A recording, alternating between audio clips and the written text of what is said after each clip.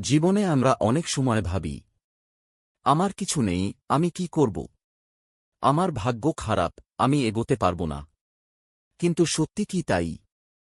আজকের এই গল্প আমাদের শেখায়, আপনার কাছে যতটুকুই থাকুক, সেটাই আপনার শুরু করার জন্য যথেষ্ট। আপনার চিন্তাই আপনার ভবিষ্যৎ তৈরি করে। একটি শহরের রেলওয়ে স্টেশনে এক ভিখারি থাকত। তার প্রতিদিনের কাজ ছিল ট্রেনে উঠে যাত্রীদের কাছে ভিক্ষা চাওয়া। সারাদিন কষ্ট করে সে যা পেত, তাই দিয়ে তার কোনোমতে দিন চলত। না ছিল স্বপ্ন, না ছিল লক্ষ্য, শুধু বেঁচে থাকার চেষ্টা। একদিন সে ট্রেনে ভিক্ষা চাইছিল। হঠাৎ সে দেখতে পেল এক লম্বা, সুদর্শন, স্যুটবুট পরা একজন ভদ্রলোক।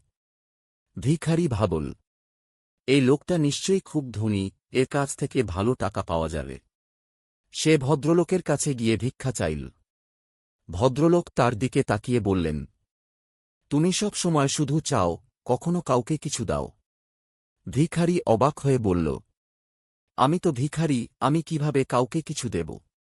তখন ভদ্রলোক বললেন, যদি তুমি কাউকে কিছু দিতে না পারো, তাহলে চাওয়ারও অধিকার তোমার নেই। আমি একজন ব্যবসায়ী, আমি শুধু লেনদেন, যে ঠিক বুঝি। এই কথা বলে তিনি চলে গেলেন। এই কথাগুলো ভিখারির মনে গভীরভাবে আঘাত করল। সে ভাবতে লাগল, আমি কি সত্যিই শুধু চেয়ে যাচ্ছি? আমি কি কাউকে কিছু দিতে পারি না? 2 দিন ধরে সে শুধু এই কথাই ভাবল। তৃতীয় দিনে সে স্টেশনের পাশে কিছু ফুল দেখতে পেল। হঠাৎ তার মাথায় একটি আইডিয়া এল, আমি যদি ভিক্ষার বদলে মানুষকে ফুল দিই। সে কিছু ফুল তুলে নিল। এবার যখন কেউ তাকে টাকা দিত, সে বদলে তাদের একটি ফুল দিত।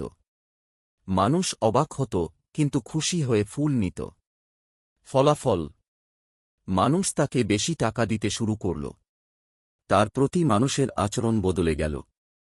প্রতিদিন সে ফুল দিত, আর প্রতিদিন তার আয় বাড়তে থাকল। সে বুঝতে পারল, মানুষ আমাকে ভিক্ষা দিচ্ছে না, তারা ফুল কিনছে। একদিন আবার সেই ভদ্রলোকের সাথে দেখা হল। ভিখারি বলল, আজ আমার কাছে আপনাকে দেওয়ার জন্য ফুল আছে। ভদ্রলোক টাকা দিলেন, ফুল নিলেন এবং বললেন, আজ তুমি একজন ব্যবসায়ী হয়ে গেছ। এই একটি বাক্য ভিখারির জীবন বদলে দিল। আমি ভিখারি নই, আমি একজন ব্যবসায়ী। এই চিন্তা তার ভেতরে আগুন জ্বালিয়ে দিল। পরের দিন থেকেই সে আর স্টেশনে ভিক্ষা করতে এল না। সে নিজের ব্যবসা শুরু করল, ফুলের ব্যবসা। 6 মাস পরে সেই একই স্টেশনে 2 জন স্যুটবুট পরা ব্যবসায়ী দেখা করল।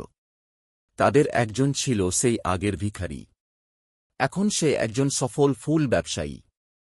মানুষ আপনাকে তখনই কিছু দেবে, যখন আপনি তাদের জন্য কিছু মূল্য তৈরি করবেন। আপনার সবচেয়ে বড় সম্পদ আপনার চিন্তা।